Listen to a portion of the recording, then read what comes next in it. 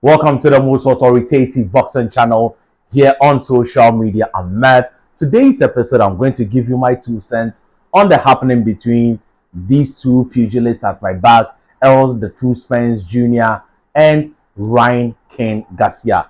These two have been going back and forth with each other. We all know that once upon a time, Errol Spence and Ryan King Garcia were once training together with Derrick James until Errol Spence and Derrick James had some monetary issues and had to part away. And since they both went their separate ways, Ryan King Garcia has been coming at Errol Spence demanding for him to pay Derrick James his due purse for the fight against Terence Buck Crawford.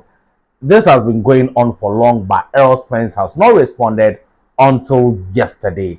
Errol Spence took to Twitter to respond to Ryan King Garcia's shenanigans and has requested for a fight at the AT&T Sports Stadium, Dallas, against Ryan King Garcia. Ryan King Garcia has accepted the offer and has instructed his lawyers to write to Errol the True Spence Jr. What do I make of this? All this is coming up in this particular episode. So hit the subscribe button, hit the like button, express your views in the comment section, and share so others can enjoy. Thank you. Now let me give you my 2 cents. I think that the build-up is good. The back and forth on Twitter is good.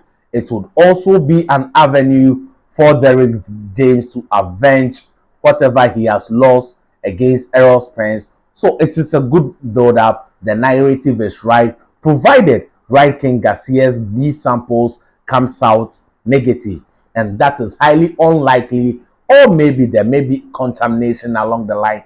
If not, it would be difficult for that fight to manifest, because Ryan King Garcia, if I were him at this time of my career, I would be fully focused on coming back from that PED positive test, because if you return an adverse finding, it's a big hurdle for you as an athlete, because the world hates athletes that turn positive and still play cocky, and that is exactly what Ryan King Garcia is doing right now. And with Derrick James in his corner, it will be an additional attraction for the fight to be blown out of the proportion at the AT&T Stadium.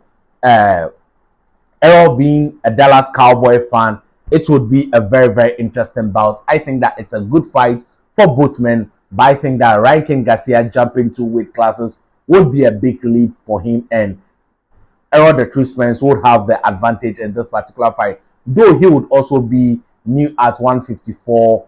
I think that Ryan King Garcia would find it difficult to make adjustment to Errol the True Spence Jr.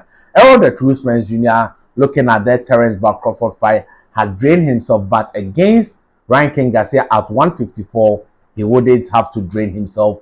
He would come in at a very reasonable size and a very reasonable weight, and that would be a difficult task for Ryan King Garcia to overcome, unlike that of Devin the Dream Haney, who had to drain himself, but Ryan King Garcia does not. This one, they are all rehydrating up, and I think that Errol the True Spence would come in bigger, and being the more skillful fighter of the two, he would be able to demolish Ryan King Garcia. This is my take on this particular issue. I think it's a good fight. It's a good build-up. They should keep it up, provided Ryan King Garcia returns negative with his B sample, which is highly unlikely.